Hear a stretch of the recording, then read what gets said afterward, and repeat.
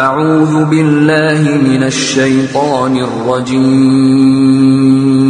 بسم اللہ الرحمن الرحیم یا ایہا الناس اتقوا ربکم ان زلزلة الساعة شیء عظیم یوم ترونها تذهل كل مرضعة عما أرضعت وتضع كل ذات حمل حملها وترى الناس سكارى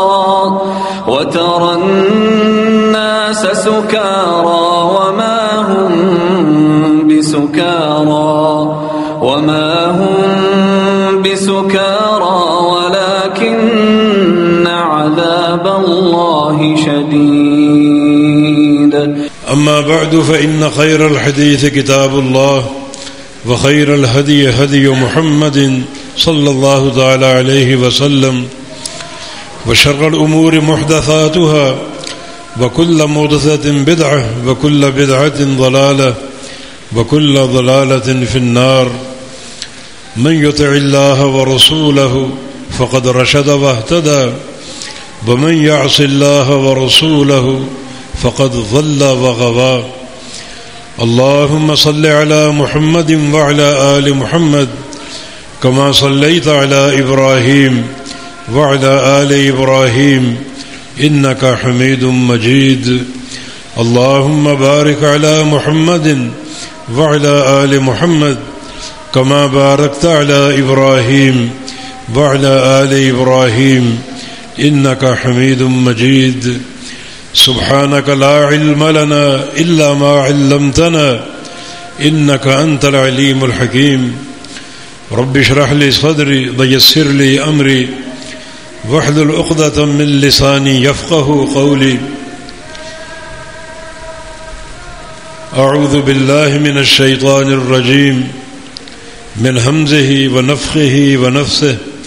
بسم الله الرحمن الرحيم. إن هؤلاء يحبون العاجلة ويذرون وراءهم يوما ثقيلا. وقال في مقام آخر يا أيها الناس اتقوا ربكم إن زلزلة الساعة شيء عظيم يوم ترونها تذهل كل مرضعة عما أرضعت وتضع كل ذات حمل حملها وترى الناس سكارى وما هم بسكارى ولكن عذاب الله شديد.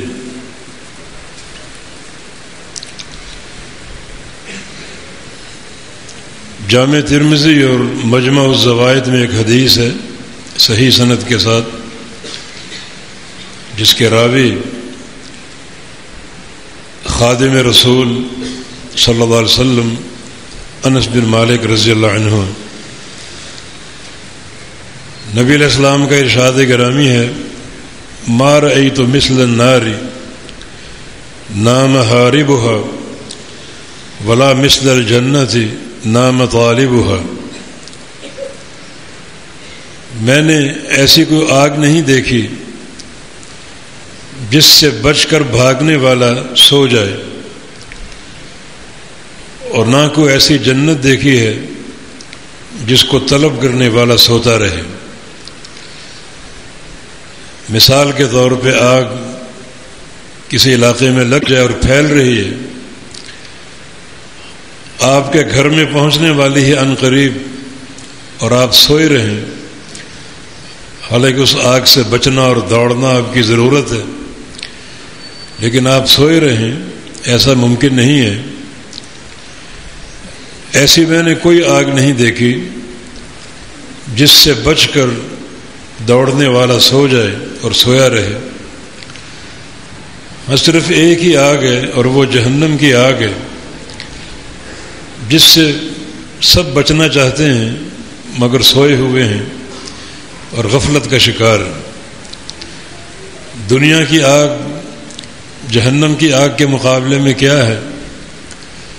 نارکم ہذہ جزء من 70 جزءا من نار جہنم جو دنیا کی آگ تم جلاتے ہو، جہنم کی آگ اس سے 70 گنا زیادہ گرم ہے۔ دنیا کی آگ سے اگر آپ بچنا چاہ رہے ہیں، وہ آگ پھیل رہی ہے، آپ تک پہنچنے والی ہے، تو کیا آپ سوئے رہیں گے؟ حالانکہ اس سے بچنا چاہتے ہیں۔ فرمایا کہ ایسی میں نے کوئی آگ نہیں دیکھی جس سے بچنے والا سویا رہے، ہاں سوائے جہنم کی آگ کے کہ اس سے بچنے والے سو رہے ہیں اور غفلت کا شکار ہیں۔ اور نہ ایسی جنت دیکھی ہے جس کو طلب کرنے والے سوئے رہیں۔ ایک بھری ٹرین ہو، سونے سے بھری ہو، جواہرات سے بھری ہو، اور وہ آپ کے لیے ہو کہ آپ پکڑ لیں آگے بڑھ کر، وہ سارا سونا حاصل کر لیں، وہ ٹرین رواں دواں ہیں اور آپ سوئے رہیں۔ ایسی میں نے کوئی جنت نہیں دیکھی، کوئی نعمت نہیں دیکھی جس کا طلب کرنے والا سویا رہے، سوائے جنت کے جو قیامت کے دن اللہ تعالی نے تیار کر رکھی ہے۔ اسے لوگ حاصل کرنا چاہتے ہیں، طلب کرنا چاہتے ہیں، مگر غفلت کی نیند سو رہے ہیں۔ تو صرف ایک ہی آگ ہے جس سے بچنے والے سو رہے ہیں، اور ایک ہی جنت ہے جس کو طلب کرنے والے سو رہے ہیں اور غفلت کا شکار۔ اللہ تعالیٰ فرما رہا ہے ان هؤلاء يحبون العاجلة ويذرون وراءهم يوما ثقيلا، کہ یہ لوگ دنیا کی زندگی سے پیار کرتے ہیں اور جو پیچھے آنے والا دن ہے یوم ثقیل، بہت ہی بھاری اور بوجھل دن ہے۔ جس دن کو اللہ تعالیٰ بھاری کہے وہ کتنا بھاری ہوگا، کتنا شاق، مشکل اور کٹھن ہوگا، اس کا آپ تصور کیجیے کہ دنیا کی زندگی سے محبت ہے اور آخرت کے معاملے کو فراموش کیے ہوئے ہیں۔ آخرت کے حوالے سے دو ہی چیزیں ہیں، فمن زحزح عن النار ادخل الجنہ فقد فاز، کہ کامیاب وہ ہے جس کو جہنم سے بچا دیا جائے اور جنت کا داخلہ عطا فرما دیا جائے۔ تو دو ہدف ہیں، ایک اللہ کے عذاب سے بچاؤ اور اس عذاب سے بچ کر جنت کا داخلہ۔ اب ایک شخص جہنم سے بچاؤ چاہتا ہے، جہنم کی آگ کی طرف بڑھ رہی ہے اور وہ سویا ہو، اور جہنم سے بچاؤ اختیار کر کے جنت کا داخلہ چاہتا ہے، اور جنت آگے کو لپک رہی ہے اور وہ اس کا طالب ہے، راغب ہے، لیکن انسان سویا رہے، تو اس آگ سے بچنا کیسے ممکن ہے اور اس جنت کو حاصل کرنا کیسے ممکن ہے؟ سونے سے مراد غفلت ہے، اور بیداری کا معنی یہ ہے کہ انسان پوری توجہ کے ساتھ اعمال آخرت اختیار کر لے اور اللہ اور اس کے رسول کی اطاعت کے راستے پر رواں دواں ہو جائے۔ یہ رواں دواں ہونا جہنم سے بھاگنا ہے اور جنت کو طلب کرنا ہے۔ کئی بار حبیب ایک نوجوان کی بات آپ کو بتائی جس کی والدہ اسے تہجد کے وقت بیدار کرتی، جگاتی اور کہتی کہ اٹھو بیٹا، جنت کے قافلے روانہ ہو چکے ہیں، بس میں اور تو پیچھے رہ گئے، اٹھو ہم بھی اس قافلے میں شامل ہو جائیں۔ یہ جنت کی طلب کے قافلے ہیں جو رواں دواں ہیں تاکہ جنت حاصل ہو جائے۔ یہ رواں دواں قافلے جہنم سے دور ہوتے جا رہے ہیں اور جہنم سے بچاؤ اختیار کیے ہوئے ہیں۔ یہ دو ہدف ہیں آخرت کے، ایک جہنم سے بچاؤ، اس سے ڈر کر بھاگنا تاکہ اس آگ کے لپیٹے میں نہ آ جائیں اور اس سے پوری طرح بچ جائیں۔ یہ آخرت کا خوف اس قدر غالب رہتا ہے اور رہنا چاہیے کہ جو لوگ قیامت کے دن حساب سے مستثنیٰ ہیں انہیں بھی آخرت کا خوف لاحق ہے۔ رسول اللہ صلی اللہ علیہ وسلم کی حدیث ہے، ما من دابۃ الا وہی مصیخۃ من حین تطلع الفجر الى ان تغرب الشمس الى ان تطلع الشمس من المشرق۔ ہر جانور جمعے کے دن جو ہی فجر طلوع ہوتی ہے رونا شروع کر دیتا ہے اور سورج کے طلوع ہونے تک روتا ہے جب وہ مشرق سے طلوع ہو جائے۔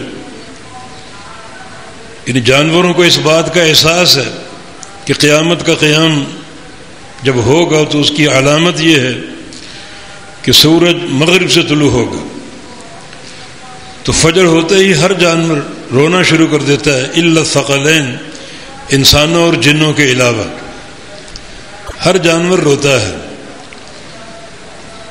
اور جو ہی سورج طلوع ہوتا ہے مشرق سے تو پھر وہ مطمئن ہو جاتے ہیں کہ آج قیامت قائم نہیں ہوگی۔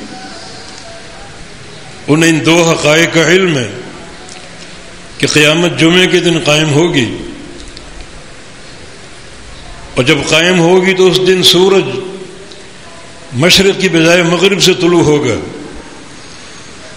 جو ہی جمعے کا دن شروع ہوتا ہے جانور رونا شروع کر دیتے ہیں اور سورج کے طلوع ہونے تک روتے ہیں، اور جب سورج مشرق سے ہی طلوع ہوتا ہے تو ان کو تسلی ہو جاتی ہے اور ان کا رونا بند ہو جاتا ہے۔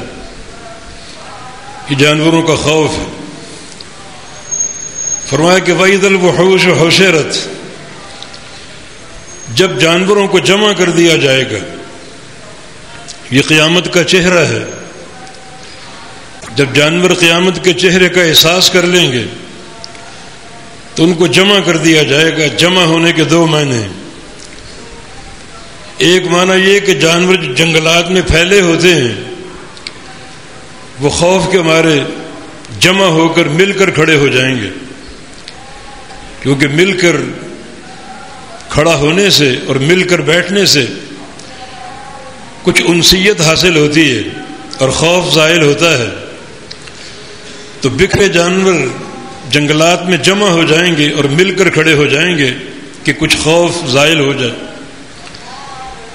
اور دوسرا معنی اس کا یہ ہے کہ جانور جنگلوں کو چھوڑ کر بستیوں اور شہروں کا رخ کریں گے انسانوں کی طرف، کہ ان کے پاس جا کر ان کے ساتھ مل کر کچھ انسیت کا سامان پیدا ہو جائے۔ حالانکہ جانوروں کا حساب نہیں ہے، صرف ایک ہی معاملہ ان کے حساب کا ہے۔ رسول اللہ صلی اللہ علیہ وسلم کا فرمان ہے، اگر دنیا میں کسی سینگ والی بکری نے بغیر سینگ کی بکری کو مارا ہوگا تو اللہ تعالیٰ قیامت کے ان دونوں کو جمع کرے گا میدان محشر میں یا قنطرہ پر، اور بغیر سینگ کی بکری کو حکم دے گا کہ اس کو جب تک چاہو مارو روندو، تاکہ آج میرے عدل کا تقاضا پورا ہو جائے۔ آج عدل کا دن ہے، مالک یوم الدین، یہ روز انصاف ہے، روز جزا ہے۔ انسانوں کے بیچ عدل قائم ہوگا ہی، مگر جانوروں کے معاملے بھی عدل کے ساتھ نمٹائے جائیں گے۔ یہ جانوروں کا حساب ہے، پھر سب کچھ ختم ہو جائے گا جانوروں کے تعلق سے۔ تو ان کا خوف آپ دیکھیں، جب وہ قیامت کا چہرہ دیکھیں گے تو ایک مقام پر جمع ہو جائیں گے تاکہ مل کر کھڑے ہوں، کچھ انسیت حاصل ہو، کچھ خوف زائل ہو۔ یہ جانوروں کا معاملہ ہے۔ اس سے بھی بڑا معاملہ بے جان جمادات کا ہے۔ نبی علیہ السلام کی ایک حدیث ہے صحیح ابن حبان میں، عبداللہ بن عباس اس کے راوی ہیں رضی اللہ عنہما کہ میں نبی علیہ السلام کی مجلس میں تھا، ایک شخص آیا اور آ کر کہا کہ یا رسول اللہ صلی اللہ علیہ وسلم، رات میں خواب میں ایک درخت کے نیچے کھڑا ہوں اور نماز پڑھ رہا ہوں، اور مجھے محسوس ہو رہا ہے کہ درخت بھی میرے ساتھ قرآن کی تلاوت کر رہا ہے، حتیٰ کہ سجدہ آ گیا۔ بعض روایتوں میں سورہ صاد کا ذکر، سورہ صاد کا سجدہ آ گیا تو میں سجدے میں گر گیا، سجدہ تلاوت، تو میں نے محسوس کیا کہ درخت بھی سجدے میں گرا ہوا ہے اور درخت ایک دعا کر رہا ہے، اللہم اکتب لی بہا اجرا واجعلها لی ذخرا وحط عنی وزرا یوم القیامہ وتقبلها منی کما تقبلت من عبدک داود۔ یا اللہ، جو سجدہ میں کر رہا ہوں، یہ درخت کہہ رہا ہے، اس کا اجر اپنے پاس لکھ لے، اور اس سجدے کو جو میری قیامت کی نیکیاں ہیں ان کا ذخیرہ بنا لے، اور اس سجدے کے بدلے میرے قیامت کے بوجھ ٹال دے، دور کر دے، اور یہ سجدہ میرا قبول کر لے جیسے تو نے اپنے بندے داؤد علیہ السلام کا قبول کیا تھا۔ یہ درخت کے احساسات ہیں۔ اس شخص نے خواب میں درخت کو یہ دعا کرتے ہوئے دیکھا، سجدہ کرتے ہوئے دیکھا، جس میں آخرت کا خوف نمایاں ہے کہ حط عنی بہا یوم القیامت وزرا، کہ اس سجدے کے بدلے میرے قیامت کے بوجھ ٹال دے، دور کر دے۔ یعنی ایک جمادات کو بھی اخروی شدت کا اور قیامت کی ہولناکی کا احساس ہے، حالانکہ جمادات کا کوئی حساب نہیں ہے، ان کا معاملہ بالکل بے باک ہے، مگر آخرت چیز ہی ایسی ہے جس کا خوف پوری مخلوقات کو طاری ہے اور پوری مخلوقات کو لاحق ہے۔ سجدہ ایک درخت ایک بے جان چیز ہے، اس کا قرآن کی تلاوت کرنا، سجدہ کرنا اور یہ دعا کرنا، یہ آخرت کے خوف کی غمازی کرتا ہے۔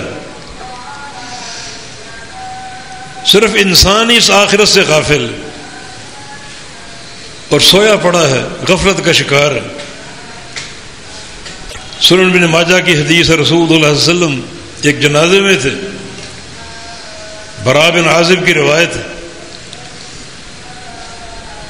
آپ گزر رہے تھے، قبرستان میں آپ نے کچھ لوگوں کو جمع دیکھا، پوچھا یہ کیا ہے؟ بتایا گیا کہ ایک شخص فوت ہو گیا، اس کا جنازہ ہے۔ تو آپ بھی قبرستان میں داخل ہو گئے۔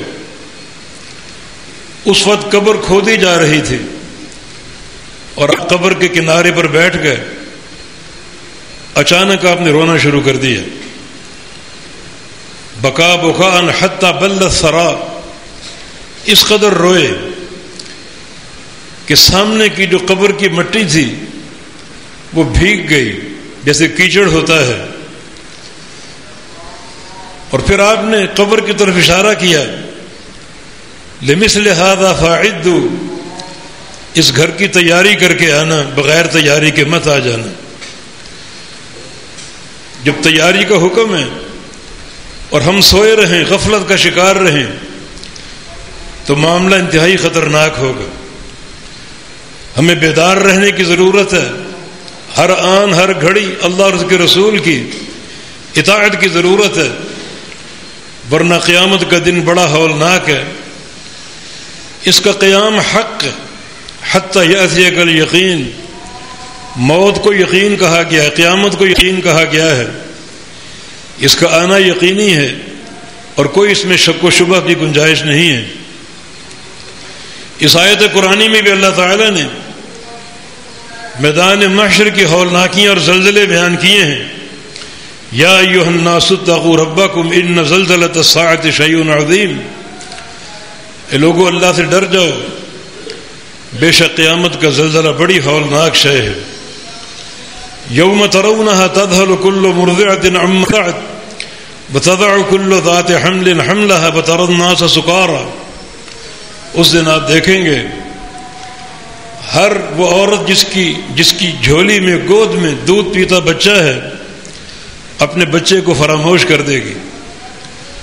دودھ پیتے بچے سے ایک خاتون کو کتنی محبت ہوتی ہے، لیکن قیامت کا زلزلہ اتنا ہولناک ہوگا، اپنے بچے سے غافل ہو جائے گی، بچے کو فراموش کر دے گی۔ اور ہر وہ عورت جو قیامت کے وقت حاملہ ہوگی، قیامت کی شدت اور ہولناکی سے حمل کو وضع کر دے گی اور بچے کو جن دے گی۔ جس بچے کو جنے گی وہ کہاں جائے گا؟ نبی علیہ السلام کی ایک روایت کے مطابق وہ بچہ اپنی ماں کے ساتھ چمٹ جائے گا، ماں کو چھوڑے گا نہیں۔ اس دودھ پیتے بچے پر بھی قیامت کا خوف طاری ہے، آخرت کا خوف طاری ہے، اور اپنی ماں کے دامن کو نہیں چھوڑے گا، چمٹا رہے گا۔ اسے بھی آخرت کی شدت کا احساس ہوگا، حالانکہ ایسے بچے کو کوئی احساس نہیں ہوتا، کسی قسم کا احساس نہیں ہوتا، مگر آخرت کا خوف اس پر بھی طاری ہوگا۔ فرمایا کیف تتقون ان کفرتم یوم یجعل الولدان شیبا، اگر اللہ اور اس کے رسول کی بات نہیں مانو گے تو اس دن سے کیسے بچ سکو گے جس دن کی ہولناکی کو دیکھ کر ایک دودھ پیتا بچہ بھی بوڑھا ہو جائے گا شدت غم سے۔ جب آخرت کی ہولناکی دیکھے گا، دودھ پیتا بچہ بوڑھا ہو جائے گا، تو اس دن سے کیسے بچ سکو گے؟ اگر دنیا میں سوئے رہو اور اللہ اور اس کے رسول کی اطاعت سے گریزاں رہو تو کیسے بچ سکو گے؟ اپنے آپ کو کیسے بچا سکو گے؟ تو آیت کریمہ بھی یوم قیامت کی، یوم آخرت کی شدت کی عکاسی کرتی ہے کہ دودھ پیتے بچے بوڑھے ہو جائیں گے، اور جو عورتیں اپنے حمل وضع کریں گی وہ اپنی ماؤں کے دامن کو نہیں چھوڑیں گے، چمٹے رہیں گے حفاظت کے لیے کہ آخرت کا جو فکر اور خوف ان پر بھی غالب ہوگا اور طاری ہوگا۔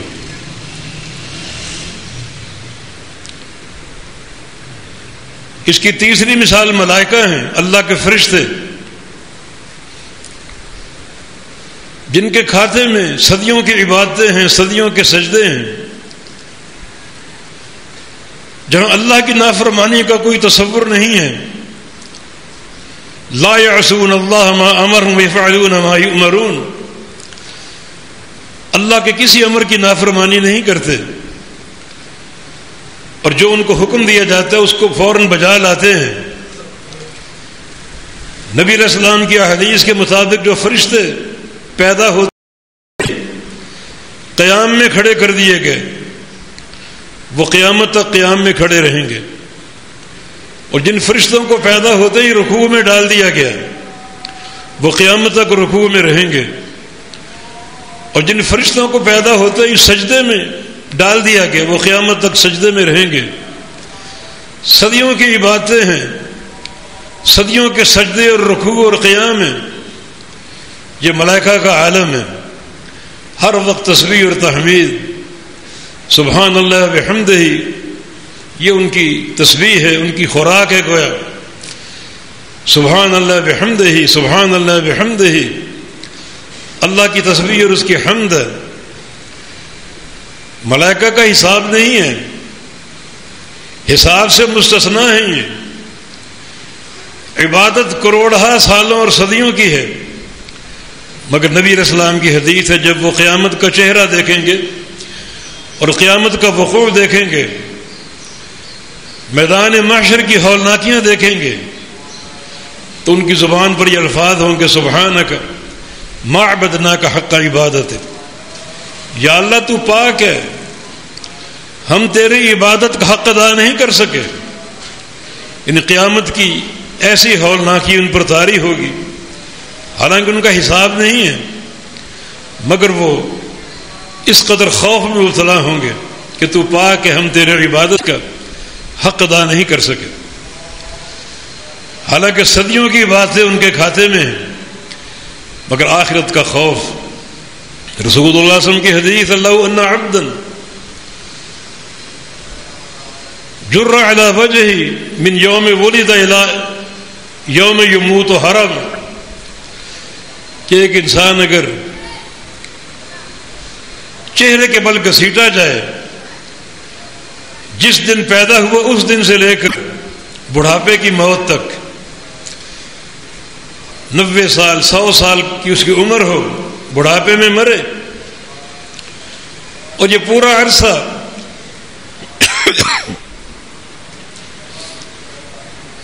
چہرے کے بل گھسیٹا جائے اللہ کی راہ میں عقیدہ توحید کی خاطر، جیسے بلال حبشی کو گھسیٹا گیا، جیسے عمار ابن یاسر اور ان کے والد یاسر، ان کی والدہ اور ان کی والدہ سمیہ، انہیں گھسیٹا گیا عقیدہ توحید قبول کرنے کی خاطر۔ وہ گھسیٹا جانا چند دن کے لیے تھا،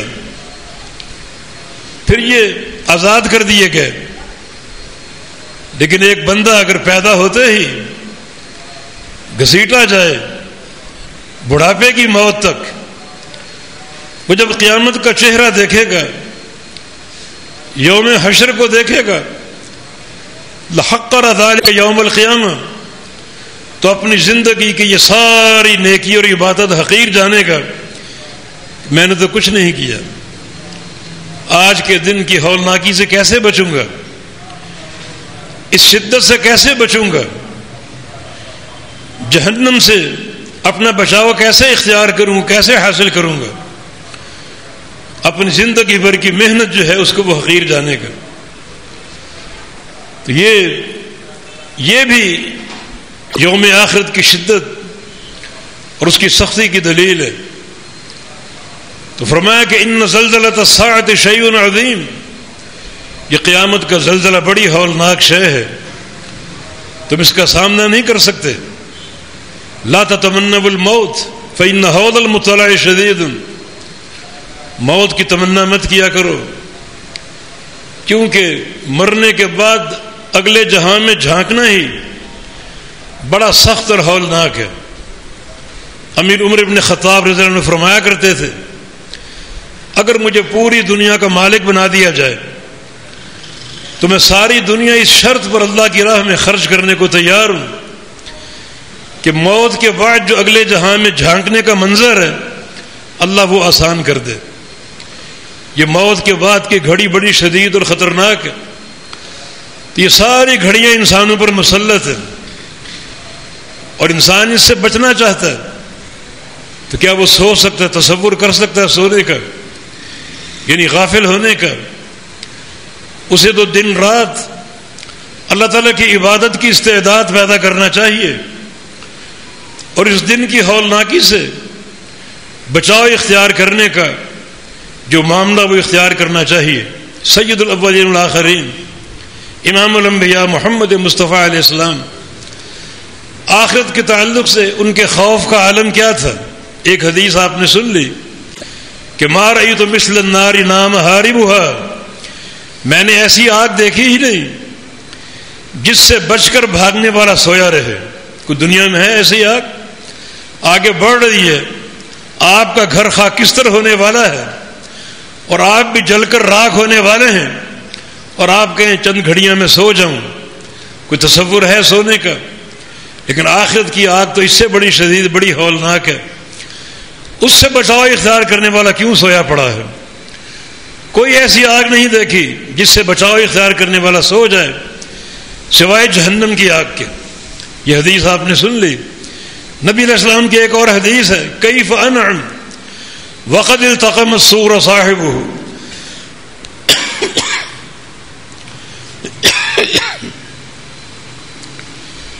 کہ میں تمہیں کیسے ہنستا ہوا دکھائی دوں؟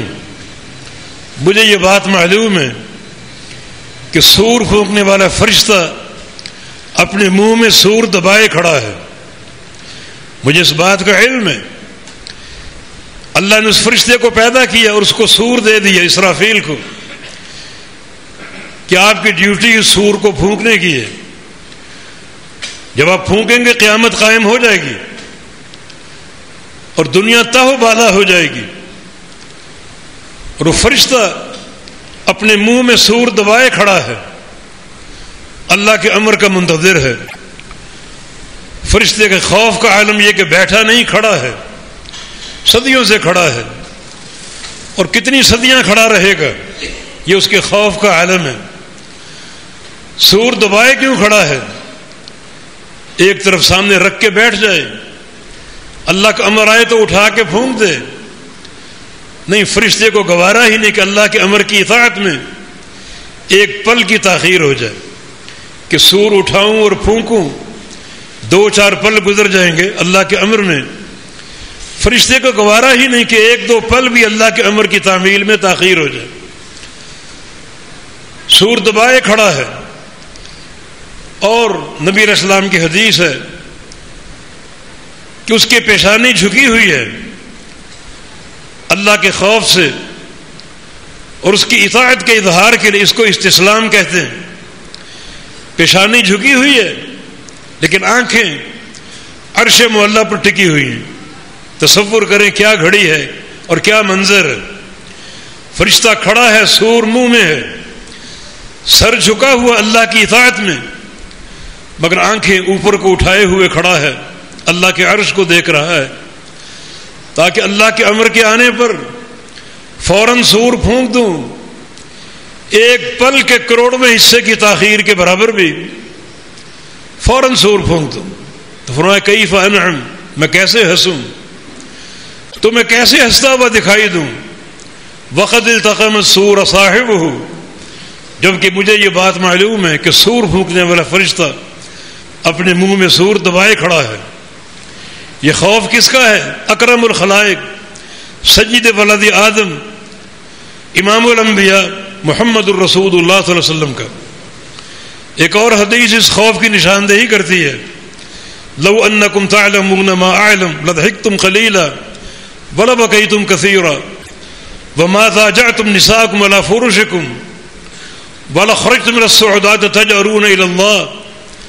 جو کچھ میں جانتا ہوں اگر تم جان لو، تمہارا ہنسنا بند ہو جائے، تم مستقل رونے بیٹھ جاؤ، لبقیتم کثیرا لضحکتم قلیلا ولبکیتم کثیرا، ہنسنا بھول جاؤ، رونے بیٹھ جاؤ، وما ضاجعتم نساءکم علی فرشکم، بستروں کی لذتیں بھول جاؤ۔ بستروں کی لذت نیند ہے، یہ بستروں کی لذت رفیقہ حیات کے ساتھ لیٹنا ہے، ان لذتوں کو فراموش کر دو اور بھول جاؤ۔ وَلَخْرَجْتُمْ مِنَ الصُّعُودَاتِ، اپنے گھروں کو چھوڑ دو، گھروں کی زندگی کو چھوڑ دو، جنگلات کا رخ اختیار کر لو اور وہاں جا کر مستقل آہوزاری شروع کر دو، رونا دھونا شروع کر دو۔ تمہیں اگر وہ حقائق معلوم ہو جائیں جو مجھے معلوم ہے، مرنے کے بعد کیا ہوگا، قبر کیسی ہے، پھر سور پھونکنا، یوم حشر کا منظر، آخرت کی یہ گھاٹیاں، جن حقائق کو میں جانتا ہوں اگر تم جان لو، تمہاری ہنسیاں بند ہو جائے، رونے بیٹھ جاؤ، گھروں کو چھوڑ دو، جنگلات کا رخ اختیار کر لو، بستروں کی لذتیں بھول جاؤ، نیندیں بھول جاؤ۔ یہ قیامت کا وقوع اور یہ جناب محمد الرسول اللہ علیہ وسلم کے خوف کا عالم ہے۔ کس قدر آپ پر یہ خوف طاری اور غالب۔ ہم کیا ہیں، ہمارا کردار کیا ہونا چاہیے؟ غفلت کی نیند اور یہ غفلت انتہائی خطرناک ہے۔ مستعد ہوں، کمر بستہ ہوں اعمال آخرت کے لیے، جس کی واحد صورت اللہ اور اس کے رسول کی اطاعت ہے، نبی علیہ السلام کی فرما برداری ہے اور آپ کے فرامین کی اتباع ہے، اس کے سوا کوئی راستہ نہیں ہے۔ نبی علیہ السلام کا فرمان ہے کہ انی اتقاکم للہ، انی اعلمکم باللہ واتقاکم لہ واشدکم لہ خشیۃ، سب سے زیادہ اللہ کو میں جانتا ہوں اور اللہ کے دین کو میں جانتا ہوں، اور سب سے بڑا پرہیزگار بھی میں ہوں، متقی بھی میں ہوں، اور جنت اہل تقوی کے لیے اگر تم متقی بننا چاہتے ہو اسی راہ پر چلنا پڑے گا جو میں نے اختیار کیا۔ جنت کا راستہ ایک ہی ہے، دو راستے نہیں ہیں۔ وہ راستہ وہی جس پر چل کر میں متقی بنا، بلکہ اتقی بنا، سب سے بڑا متقی بنا، اسی راہ پر تم چلو گے تقوی حاصل ہوگا. کسی اور راستے کو اختیار کر لیا تو یہ تقوی کے راستے سے دوری ہے. میرے راستے سے دوری ہے، وہ بدعت کا راستہ ہوگا جو مہلک اور بربادی ہے، ہلاکت کا پروگرام ہوگا. جس راہ پر میں چل کر اتقی الناس بن گیا، سب سے بڑا خشیت والا بن گیا، اسی راہ کو تم اختیار کرو گے تقوی آئے گا اور اللہ کا خوف حاصل ہوگا. اور اگر اس راستے کو چھوڑ دیا تو تقوی سے دور ہوتے جاؤ گے، جنت کے راستے سے دور ہوتے جاؤ گے. تو پیارے پیغمبر صلی اللہ علیہ وسلم نے صرف ایسی خبریں نہیں دیں جو آخرت کی ہولناکی پر منتج ہوں. ڈرایا ضرور ہے، مگر ساتھ ساتھ اس ڈرنے سے، اس ڈر سے بچاؤ کا پروگرام بھی پیش کیا ہے. رسول اللہ صلی اللہ علیہ وسلم کی حدیث ہے: ما ترکت من شیء یقربکم الی الجنہ الا وقد حدثتکم بہ وما ترکت من شیء یباعدکم من النار الا وقد حدثتکم بہ. میں نے ہر وہ شے جو جنت کے داخلے کا سبب بن سکتی ہے تمہیں بتا دی، بیان کر دی، اور ہر وہ شے جو تمہیں جہنم سے بچا سکتی وہ بھی بیان کر دی. اب کیا چاہتے ہو؟ جنت کا حصول اور جہنم سے بچاؤ؟ تو اس کی واحد صورت یہ کہ دیکھو میں نے کیا بیان کیا، میں نے کون سا راستہ پیش کیا. بھول جاؤ سب کو، یہ قوم برادری کے راستے، یہ پیر و مرشدوں کے راستے، کسی بڑے چھوٹے کا راستہ سب بھول جاؤ. اگر واقعی آخر کی تیاری میں مخلص ہو تو پروگرام تو میں نے پیش کر دیا، جنت کا ہر راستہ بتا دیا، جہنم سے بچاؤ کی ہر سبیل پیش کر دی. اگر جنت کی طلب چاہیے اور جہنم سے بچاؤ چاہیے تو دیکھو کہ میں نے کیا بتایا ہے، جنت کا کیا پروگرام دیا ہے، جہنم سے بچاؤ کا کیا پروگرام دیا ہے. اچھی طرح دیکھو اور غور سے دیکھو. اور اگر اس پروگرام کو چھوڑ دو گے تو یقیناً وہ راستہ بربادی کا ہوگا. آج تعصبات کی بنا پر آپ اپنی برادری، قوم اور باپ دادا کو چھوڑنے کو تیار نہیں ہیں، لیکن یہ باپ دادا قطعاً اللہ کی حجت نہیں ہے. اللہ کی حجت کی تکمیل جو ہے وہ اللہ کے انبیاء کے ذریعے ہے. رسل مبشرین و منذرین لئلا یکون للناس اللہ حجت بعد الرسل. ہم نے رسولوں کو بھیجا ہے اپنی حجت کو پورا کرنے کے لیے. رسولوں کو بھیجا تاکہ لوگوں کی حجت ختم ہو جائے انبیاء کی بعثت کے بعد. کوئی بندہ اعتراض نہ کر سکے، انکار نہ کر سکے. ہم نے رسولوں کو بھیجا. باقی باپ دادا سب کے ہیں، برادریاں سب کی ہیں، یہ کوئی حجت نہیں ہے. ہماری حجت کی تکمیل جو ہے وہ انبیاء کی بعثت ہے. ہر قوم میں رسول بھیجا تاکہ کسی قوم کے کسی فرد کی اللہ کے سامنے حجت قائم نہ ہو سکے. حجت قائم ہو چکی انبیاء کی بعثت کے ذریعے. اور کتنا واضح راستہ رسول اللہ صلی اللہ علیہ وسلم کے دو فرامین آپ بار بار سنتے رہتے ہیں: ترکت فیکم امرین لن تضلوا ما تمسکتم بہما کتاب اللہ و سنتی. تمہارے بیچ دو چیزیں چھوڑ کر جا رہا ہوں، جب تک انہیں تھامے رہو گے گمراہ نہیں ہوگے. حجت قائم ہو چکی، وہ کتاب اللہ ہے اور سنت رسول اللہ ہے، وہ قرآن اور حدیث کا راستہ ہے. جب تک انہیں تھامے رہو گے گمراہ نہیں ہوگے. کوئی دنیا کی طاقت تمہیں ورگلا نہیں سکے گی، حق سے برگشتہ نہیں کر سکے گی. اور یہ دو چیزیں چھوڑ کر جا رہا ہوں، یہ کیسی ہیں؟ ایک اور حدیث میں آپ نے ارشاد فرمایا کہ ترکتکم من البیضاء لیلها ونہارها سواء لا یزیغ عنها الا ہالک. جس راستے پر میں تمہیں چھوڑ کر جا رہا ہوں بڑا روشن، منور اور چمکدار راستہ ہے، جس کی رات بھی دن جیسی ہے، کوئی اس میں اندھیرا نہیں، کوئی ابہام نہیں، کوئی خفا نہیں. ہر چیز نصف النہار کے سورج سے بڑھ کر روشن ہے، کوئی پیچیدگی نہیں، کوئی اندھیرا نہیں ہے. بالکل واضح راستے پر چھوڑ کر جا رہا ہوں. ہاں اس چھوڑنے میں تکلیفیں بہت سہیں، پتھر بھی کھائے، چوٹیں بھی کھائیں، بڑے صدمات سے دوچار کیا گیا، بیٹی تک کو میرے سامنے قتل کر دیا گیا، جانثار ساتھیوں کو اذیتیں دی گئیں، ہجرت تک کی، اور مدینہ پہنچ کر 10 سالہ زندگی مسلسل جہاد سے عبارت ہے۔ کبھی جنگ بدر ہے، کبھی جنگ احد ہے، کبھی غزوہ خندق ہے، کبھی فتح مکہ کا سفر، کبھی جنگ موتا۔ یہ مختلف اسفار ہیں آپ کے صلی اللہ علیہ وسلم کے۔ کوئی ایک پل چین سے آیا، تکلیفیں بہت سہیں، صدمات سے دوچار ہوئے، تھکاوٹیں بہت برداشت کی، لیکن اب میں کامیابی سے تمہیں یہ بات بتا رہا ہوں کہ ترکتکم الی البیضاء، کہ میں تمہیں ایک روشن راستے پر چھوڑ کر جا رہا ہوں، بالکل واضح اور چمکدار، منور، لیلھا ونہارھا سواء، اس کی رات دن جیسی روشن ہے، کوئی اس دین میں پیچیدگی نہیں، کوئی غموض نہیں، کوئی ابہام نہیں، کسی قسم کا اندھیرا نہیں۔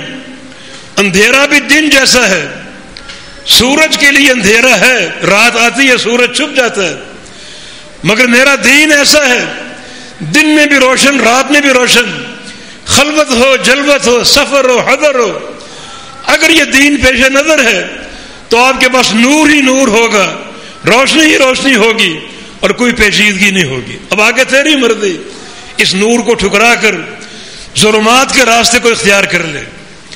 رسول اللہ صلی اللہ علیہ وسلم نے فکر آخرت کر کے دکھایا کہ میں کیسے خوش دکھائی دوں۔ مجھے معلوم ہے کہ سور پھونکنے والا فرشتہ اسرافیل اپنے منہ میں سور دبائے کھڑا ہے، فرمایا جو میں جانتا ہوں تم جان لو، ہنسیاں بند ہو جائیں۔ یہ آپ کی فکر آخرت ہے، آخرت کے تعلق کے بچاؤ کے راستے اور جنت کی طلب کا راستہ آپ نے وعدے کر دیا، اور وہ آپ کی سنت مطہرہ اور آپ کا فقیدہ عمل ہے۔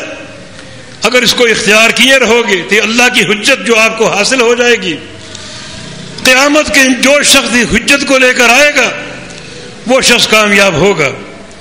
فرمایا کہ من نضع یدہ من الطاعة فإنه یأتی یوم القیامہ لا حجت له، صحیح بخاری کی حدیث ہے۔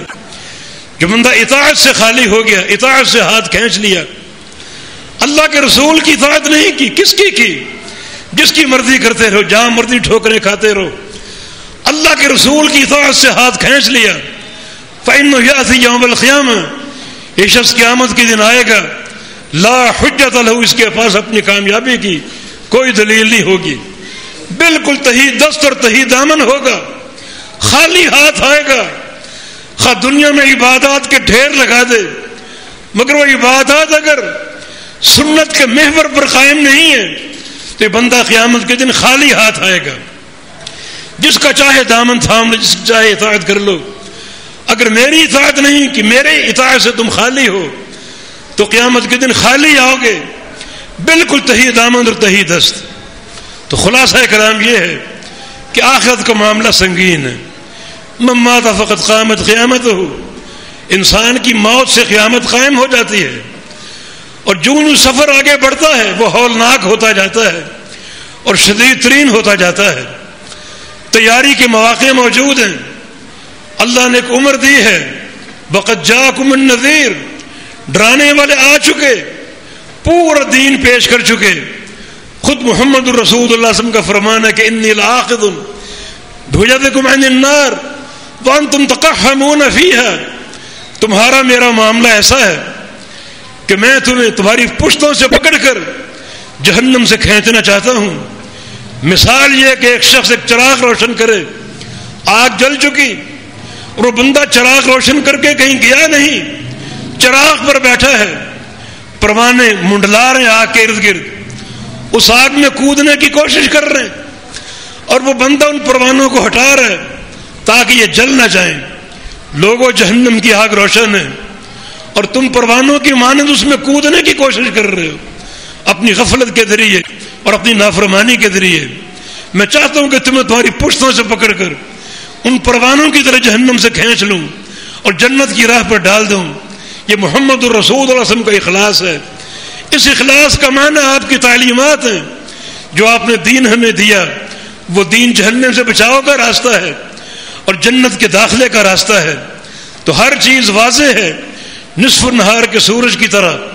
اب ہماری ذمہ داری کہ ہم اس خواب غفلت سے بیدار ہوں، جنت کے طالب میں، جہنم سے ہارے میں۔ تو سونے کا معنی کیا ہے؟